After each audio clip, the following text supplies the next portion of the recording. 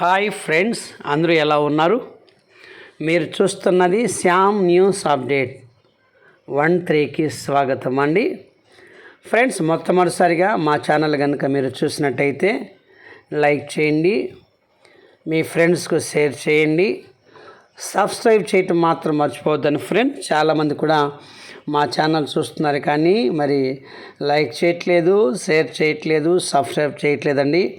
పక్కనటువంటి గంట బెల్ కనుక మీరు నొక్కినట్టయితే మేము పెట్టే ప్రతి వీడియో మీకు అప్డేట్ రూపంలో మరి నోటిఫికేషన్ రూపంలో మీ ఎదుకు వస్తుంటుందండి. మరి మీరు ఎక్కడ చూడాల్సిన అవసరం లేదండి. మేమైతే ఆంధ్రప్రదేశ్లో పెడుతున్నటువంటి ప్రతి పథకాలన్నీ కూడా మీ ఎద్దకైతే మెసేజ్ రూపంలో వస్తుంటాయండి.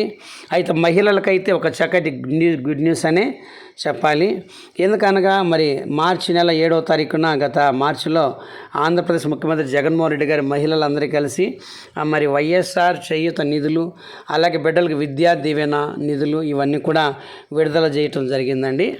అయితే ఏమైందంటే మార్చి వదిలిన తర్వాత మరి బటన్ నొక్కిన తర్వాత అనేక రకాల పథకాలకి నొక్కిన తర్వాత అదే ఎలక్షన్ కోడ్ అయితే మరి అమలు చేయటం జరిగిందండి. ఎలక్షన్ కోడ్ వచ్చిన వెంటనే కూడా డబ్బులు వేయటానికి మరి గౌరవ ఎలక్షన్ కమిషన్ వారైతే చాలా వరకు కూడా అభ్యంతరం చేశారండి. ముఖ్యమంత్రి బటన్ నొక్కేశారు కానీ అయితే ఎందుకని ఒక్కసారిగా చాలా పథకాలకి అమౌంట్ అయితే పెడటానికి మరి ఎలక్షన్ కమిషన్ కూడా మరి స్వీకరించలేదు. డబ్బులు ఖాతాలో జమ చేయటానికి ఎవరు అర్హులంటే వైఎస్ఆర్ చేయూత నిధి కింద మరి ఎవరైతే ఎస్సీ, ఎస్టీ, బీసీ, మైనారిటీకి సంబంధించిన మహిళలు 45 సంవత్సరాల నుండి 60 సంవత్సరాల లోపు కలిగిన మహిళలందరికీనండి ఇది 4వ విడత డబ్బులో భాగంగా మరి అయితే కొద్దిమంది అయితే కోర్టుకు అయితే వెళ్ళటం జరిగిందండి.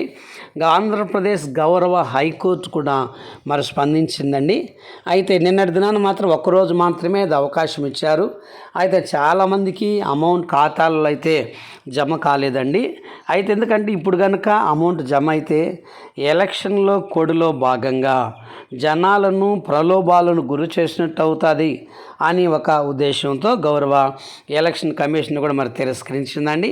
అయితే మరి ఆంధ్రప్రదేశ్ ప్రభుత్వ వైఎస్ఆర్ చేయూత నిధులు ఎందుకు ఆలస్యం అవుతుందని మరి హైకోర్టుకి అయితే వెళ్ళటం జరిగిందండి. హైకోర్టు వారు కూడా మరి స్పందించిందండి. గౌరవ హైకోర్టు అయితే ఒక చక్కటి సంచలనాత్మకమైనటువంటి నిర్ణయం అయితే మరి తీసుకోవటం జరిగిందండి. మనందరికీ తెలిసిన విషయమే, సోమవారము మన ఆంధ్రప్రదేశ్లో ఉన్నటువంటి మరి ఎలక్షన్స్ అయితే ఉన్నాయి కాబట్టి ఆ రోజు ఎందుకంటే ఆ ఎలక్షన్స్లో భాగంగా సోమవారము మరి ఎలక్షన్ అయిపోయిన వెంటనే 14వ తారీఖున మంగళవారం నుండి కూడా మాకు ఎలాంటి అభ్యంతరం లేదని ఆంధ్రప్రదేశ్ గౌరవ ఎలక్షన్ కమిషన్ వారైతేనేమి మరి వాళ్ళైతే ప్రభుత్వానికైతే మరి చెప్పటం జరిగిందండి. కాబట్టి అలాగే దీంతో పాటుగా ఈబీసీ నేస్తం, ఎందుకనగా ఒక రాష్ట్రం మన ఆంధ్రప్రదేశ్లో మహిళా ఓటర్ల యొక్క సంఖ్య ఎక్కువ. ముఖ్యమంత్రి ఎవరు కావాలన్నా కూడా మహిళలే నిర్ణయించేటువంటి శక్తి సామర్థ్యత మహిళలకైతే ఉందండి.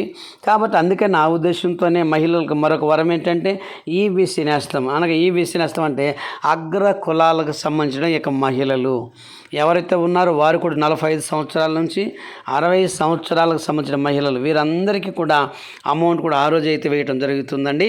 ఎందుకనగా ఓటర్లు అందరూ కూడా మరి సంతోషంతో ఓటేయాలని మరి ఆంధ్రప్రదేశ్ ప్రభుత్వం అయితే ఎలక్షన్ ముందు అమౌంట్ పడుతుందని అనుకున్నారు. కానీ అయితే కొన్ని కీలక కారణాల వల్ల, నిర్ణయాల వల్ల అయితే వారి ఖాతాలు అయితే జమ అయితే కాలేదండి. ఏదేమైనా మరి మంగళవారం నుండి అందరి ఖాతాల్లో కూడా మరి డబ్బులు అయితే జమ అవుతాయని చెప్పడం జరిగిందండి. అలాగే వీరితో పాటుగా విద్యా దీవెన ఎవరైతే ఉన్నతమైనటువంటి స్థాయి చదువుతున్నారో, డిగ్రీ ఆ పైన చదువుతున్న వారందరి ఖాతాల్లో కూడా సోమవారమే అమౌంట్